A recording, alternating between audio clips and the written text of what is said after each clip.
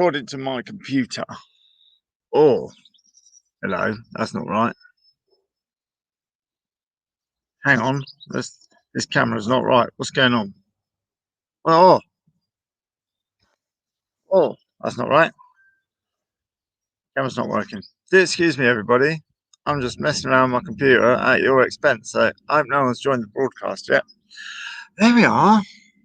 Right, this is my Nexigo webcam. Uh, the the cameras on laptops are particularly atrocious. So I've invested in a Nexigo webcam, which seems to disentangle itself from the internet connection whenever it feels like it. There we are. We'll have a go. So let me just bob back to the broadcast, see if anything's happening. Oh yeah, I still seem to be on. 5 people seem to have joined. Good morning, everybody. Good morning. What do I mean? Good morning. Good afternoon. I don't know what I'm talking about. Which is in particular keeping with what I was talking about this morning on a different forum, a forum about people who haven't got the confidence to do their social media for their businesses. And somebody was saying that as soon as they see the camera, as soon as they start, everything goes out of their head and they can't get on with promoting their business in, well, look, it's a new world, isn't it? We've got to do that if you run a business. And I was saying, in the spirit of bite sizes, and I'm sure you all know about my views on bite sizes, everything's possible. So why, if you're learning a new skill and you're feeling nervous because of the camera, why don't you just get on and practice and allow all the ums and ahs and the camera not working properly and you accidentally saying good morning instead of this good afternoon and making your mistakes and looking up for inspiration, because unless you practice, nothing's going to get better. Of course it's not. So I suggested that we start off with bite sizes, and I suggested that why don't you just choose tip of the day for whatever your business supplies and however you use your social media or your website. If you want to gain the skill of addressing camera, tip of the day. Record it 20 times in quick succession with all the ums and ahs and getting it wrong, and then pick the best one and post that. If you do that repeatedly, then you'll get good at it.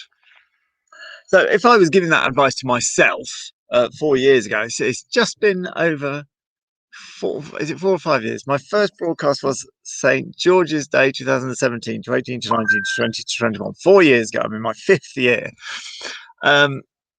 And if someone had said, if I'd have said, oh, I'm feeling nervous, and someone had said the same, I'd have picked something like, if you want to destroy someone's confidence when they go out horse riding, then when they leave, just give a wave and say, be careful. If you want to boost someone's confidence when they go out riding, when they go out, just give a wave and shout, have fun. So that would be, for example, my tip of the day.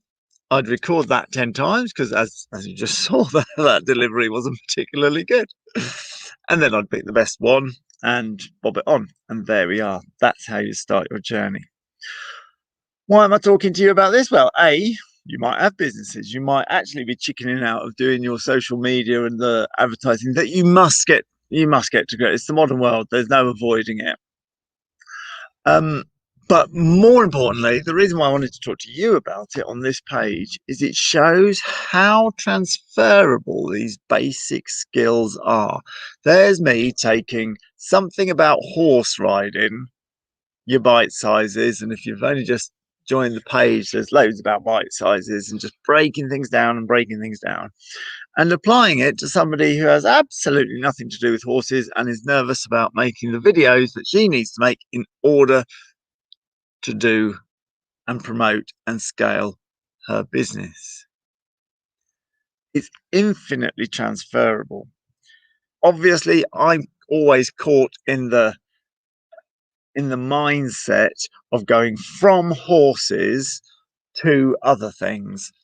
So when I started my book, for example, well, when I just said 4 years ago, I made my first little bit of advice on Facebook and just stuck it out there.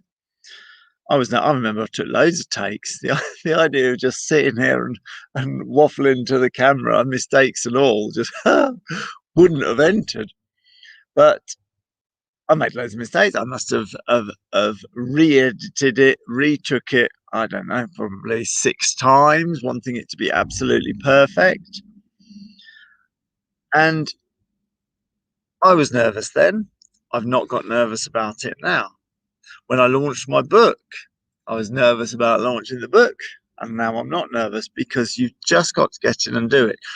When the internet orders went wrong and I couldn't fulfill the orders, and I had to write to lots of people on the first month and say, I can't fulfill your orders, here's your money back. Felt awful, of course. But hey, you've got to do these things. It's no different to falling off a horse. No different. And there we are. So I've gradually learned something about social media. I've learned a little bit about e-commerce, that is selling things through the internet. I'm going to explore that more. And when it goes wrong, and when I feel awful, and when I feel like giving it all up, I simply think, if I can sit on a stallion that's throwing itself around and misbehaving, then I can sit on a business that's throwing itself around and misbehaving. So I'm saying to this lady, if I can bite size down learning a new trick or a new skill on a horse, and I know that works, I know it through and through, however insecure I might feel. You could start me riding a camel. I'd be nervous at first because I don't understand them, but I know bite sizes work. And I'm saying the same about video. So these skills are infinitely transferable. I always transfer from my ability with horses to another sphere. But if you've got a sphere, you might be well into e-commerce. You might be deeply in it. And you're saying, Karl, I don't know what you're worried about. It's absolutely fine. You may have self-published loads of books. And you're going, it's fine. And you can use those skills to transfer straight away to your horse nervousness. So yeah, I've had an interesting time. That was a long old chat, considering I just got good morning and good afternoon wrong. Anyway, hello everybody. Send us a little hello. Hello, Ali. I hope you can hear us. Hope everything's coming out nicely. So I've got a couple of questions here. Got a good question from Sue, who put a comment underneath the lions and gazelles video. I've had some really good points out this week, and it's a weird thing with Facebook that it quite often doesn't pick up the best videos, and then nobody sees them. So I've had a couple of good ones. So don't be a lion, don't be a gazelle, particularly don't be a gazelle. If a mummy gazelle was teaching her baby gazelles to be gazelles, she'd go, we're nervous like this, we look like this, it's all scary like this, beware of this, perhaps we'll run, prepared to run. Now, if you're going to sit on a horse being nervous, especially if it's a young horse or a green horse, and the horse is going, oh, what's that? It's no good you behaving like a mummy gazelle going, oh, what's that? What are you going to do? What are you going to do? You mustn't teach your horse. You mustn't ride your horse in the manner of a gazelle. What's going to happen now? What's going to happen now? What's going to happen now? Don't be predator. Don't be prey. In fact, you're in the completely wrong frame of reference. We're not out in Africa surviving. We're horses and horse trainers. And that's it. So be a trainer to your horse. You're not a horse owner, by the way, and you're not even a horse rider. You're a horse trainer. If you have anything to do with your horse at all, you are training it something. You are either training it that it can pull you across the lane to go and eat the grass at the side of the road. You're training it that. You're training it that it can rush through the gate if you don't train it otherwise. You're training it in everything. You're training it that it can run around the arena, calling to the other horses with its head stuck the wrong way, looking out over the fence when you're trying to do a circle. You can train it that if you want to. Or you can train it to have its legs underneath it and a certain top line and a certain amount on the bit, and to have a bend like this, and there we are. There we are. So I had this, don't be a gazelle, don't be a gazelle, mum, teaching a horse how to be a gazelle. That was a good old post. Then I had another good post, which was Hannah was Roman riding, and it was all about that standing on the back of two horses. We were just practicing. It was very boring, actually. She was going round and round, just trotting round and round and round. It was dull for about 6 minutes of video where nothing happens. You can see it at the bottom, underneath these this post on this page. And you round and round, nothing particularly happens, and that's the point. You can take something super exciting out of our show, looking very, very brave, very stunty, and this is how we actually do it. Round and round, boring, boring, boring.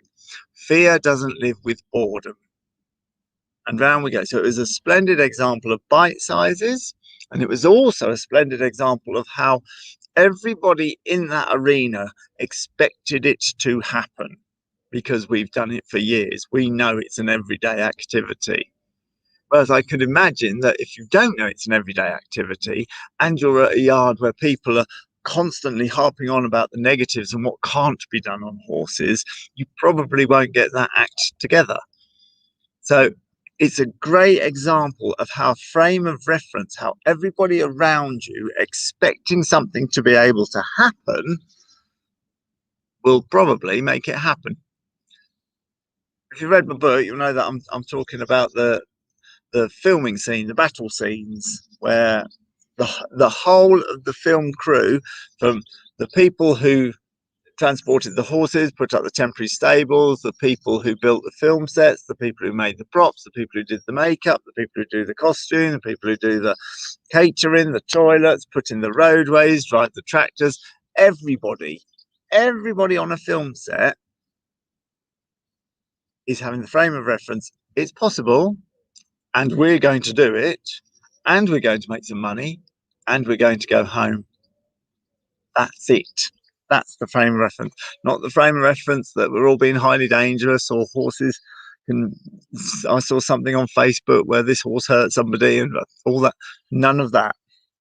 So frames of reference are really important. So it was a good little post. Hannah just going around very boring. That's our bite size, and we all know it's possible. And then Facebook didn't really pick them up, but I'm nonetheless I'm quite pleased with them. And if it's helped one person, then I'm happy. I'd rather it helped 1,000 people. But there we are. So underneath the Gazelle's post, I got a little question from Sue, and her horse has got a problem with boggy ground. It had some sort of experience which had put it back about boggy ground. Now it's got a problem with boggy ground. And what could I recommend? And this is my answer. Forgive me being sarcastic. Move to Wales. There you are. In one answer, not only have I angered and ostracised anybody watching me in Wales, who are all sitting there now going, "It's quite nice here, actually." But I've also been flippant and sarcastic about the answer, that perhaps she was hoping for something more serious. But if you'll excuse my flippancy, the answer is still correct-ish. It's not always boggy in Wales. But there's lots of boggy ground in Wales. Or if you were in an area which was all boggy ground, the horse would have to get used to it. It'd just have to. But the point is, if you lived where there was boggy ground, you wouldn't be spending your time, nothing but boggy ground, you wouldn't be spending your time trying to get your horse used to the boggy ground. You'd be trying to get your horse used to doing anything. The boggy ground is a side issue. So we're trying to get a nice circle and trying to get a nice figure eight and trying to get our legs just so, and our top line just so, and on the bit just so, and the bend just so, and the boggy ground would be almost an afterthought or a side issue to deal with. But of course, you don't live in boggy ground, and the horse has now got an issue with it. what people tend to do, and I've seen it with riders trying to get their horses through puddles, is they'll pick a puddle, poor horses, and stand at the edge of the puddle, booting these horses. Oh, crumbs, my camera's gone off again. Why has the camera gone off again? Oh, there we are. And they'll just be at the edge of this puddle booting these horses. You can hear the you can hear the crumping reverberate around the lungs of the horse. But of course, the problem is that we're focusing totally on the puddle. There's no sensation of doing an exercise and by coincidence there's a puddle there, which would require some setting up. But if you're going to sit and boot a horse through a puddle, um, you, it's just not the best way to go about it. So basically, we've got to put in the effort to find a method of doing an exercise that we're good at. We know that we're doing well. Oh, I could go back to the Roman riding actually, because during the commentary on the Roman riding video, Hannah was going round and round. I said, this is their safe point. This is their rest point. This is where they know absolutely everything's fine. We're just doing this circle, this pattern over and over. They know they're doing correctly. From that, you can deviate and teach them to do slaloms or whatever, and then back to the regular pattern. I used to have a horse called Sputnik who right spooky thing, Welsh cob, really spooky. And when we went to a new area, I'd always just lunge him.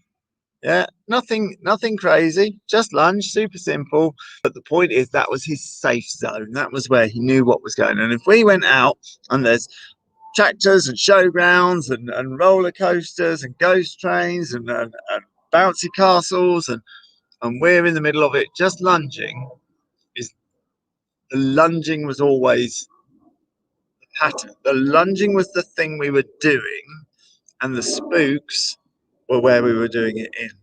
Yeah, I wasn't facing him at a bouncy castle and booting him to try and get past.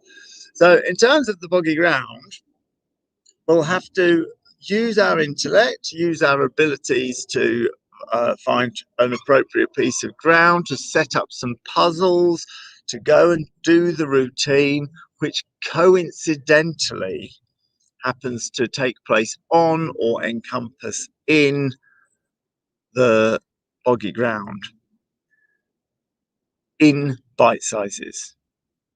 So most people will think, oh, I need to do bite size puddles, for example, or bite size boggy ground, but they still make the mistake of making that the focus. They'll pull it into a small puddle and go, there you are, see, it's fine, it's fine. And that's what the problem is. We're focusing totally on the desensitization. Desensitization is doing the exercises that we do whilst the thing is there in the environment.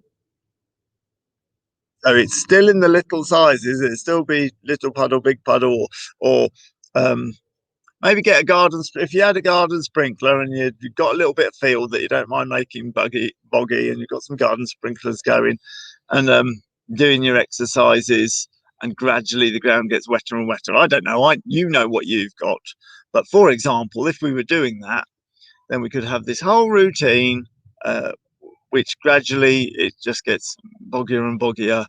But that's not what we're witnessing. But it does take it takes effort, I'm afraid. It takes effort, but it does work. Do the exercise that you're doing, and don't let the horse off because it's doing well, because it's going through the garden sprinkler, or it's doing it near the thing that it's frightened of. No, it still has to be perfect. It has to be the routine perfectly, because the horse will know if you're letting it off, and it will know something's changed. But anyway, that's what we do. That's how I go about it. Anyway, I'll just say hello to everybody. Thank you very much. I've been real chatting. I've gone right off subject so many times. Hello, Maureen. Hello, Becky. Hello, Sharon. Hello, Elizabeth. Well, before I ring off, I'll just go to one more question. If you've got a question, if there's anything I can help you with, bob the question into the comments. Those of you watching on replay, I get quite a lot of people, I think possibly more people look on replay than join us for the lives. Bob your question in the comments. I will see them and hopefully get round to them. But I had another question from last week, and it said, I'm going to have to look it up. Advice on a napping horse when you don't have a lot of confidence, and how do you deal with it?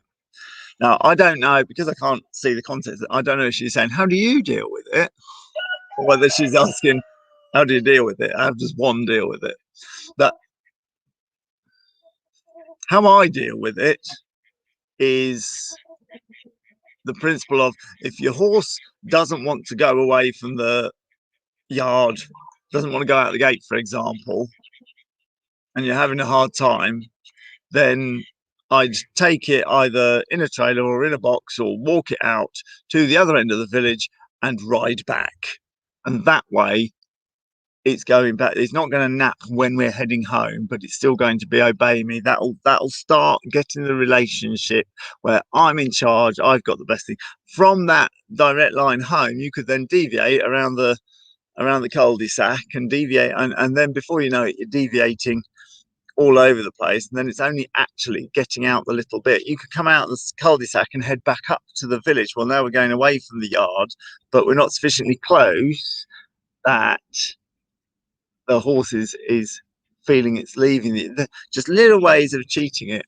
But what you don't want to be doing is sitting there booting it to try and get out the yard. If you can get it out the gate, that's a different matter. You just don't want it to get worse at napping, in which case I'd have strategically placed mates along the route, so that by the time the anxiety builds, oh look, we just happened to come around the corner and there's another horse waiting for there to go and have a nice time.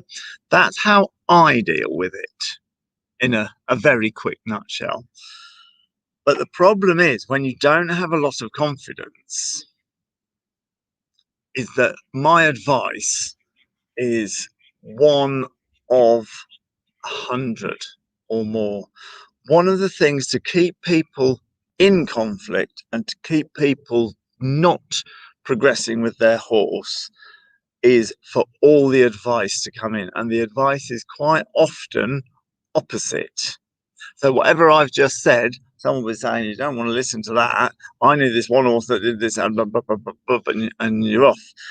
The amount of either beginners or people who don't have confidence, who have an enormous amount of asked for, unasked for advice, opinions, everybody in the yard sticking in their full penneth worth, most of whom aren't getting on their horses for one reason or another. A confused mind does nothing. It's an old hypnotist trick. A confused mind does nothing. It does. When you go into a supermarket and you're like, oh, I think I'll try something new, and you get there and it's like, okay, let's we've never been down this aisle before. Let's go down this aisle, and you look there and it's down the world foods aisle, and you haven't heard of any. Oh, maybe we'll have pasta after all. A confused mind does nothing. So if you've not got a lot of confidence, I mean, the napping horse solutions, you can find those on. Oh, hello, here comes Popple Guy. The napping horse solutions can be found on the interweb, on any amount of posts, Facebook, Google searches. The important bit is to decide what you're going to do, what principles you're going to run along, whether you're going to run along Pat Pirelli principles or Carl Greenwood principles or Monty Roberts principles or classical principles. But you need to decide that this is possible, to do it this way. It's possible. Step 2 is possible for you. Step 3, break it down into bite sizes that you and your horse are comfortable with. And step 4, get to the goal. So when you progress, it will never be linear. It won't just be better, better, better, better, better. It's like those finance graphs. Oh, it's going quite well. Yeah, yeah, yeah, it's going quite well. Oh, we had a terrible day. Nothing went right. Oh, it's going quite well. And it's like a finance graph going up, up, up, up, up, up, up. But within going up, within the trend of up, there will be good days and bad days. And unless you're firmly in your lesson plans, you won't stick at it, because as soon as you have a couple of bad days, you'll start looking for something else, and then you'll get another 100 perspectives. So if you meant how do you deal with it, that's how I deal with it. If you're asking how does one deal with it, the fact is, gather your advice, make your decision, and then stick to it. If it turns out you've made the wrong decision, that will become obvious, but you have to give it a certain amount of time to give it a real chance to work, and allow for the fact that you'll have bad days within that progression. So there we are. If you've got any questions, please bob them in. They're helping everybody. Every question that I have, if it's occurred to you, it's occurred to 1,000 people. And when I put these on YouTube or whatever, and it says, how do you deal with a napping horse? Somebody's looking for that it's there forever. Over the next 10 years, thousands of people are going to look for the answers to your questions. So please don't be shy. Stick them in the comments, and we'll see what we can answer. Lovely. I'm going to ring off now. I'm going to read through the comments and see what's on for next time. Thanks for listening. Leave a comment, leave a question, leave a hello.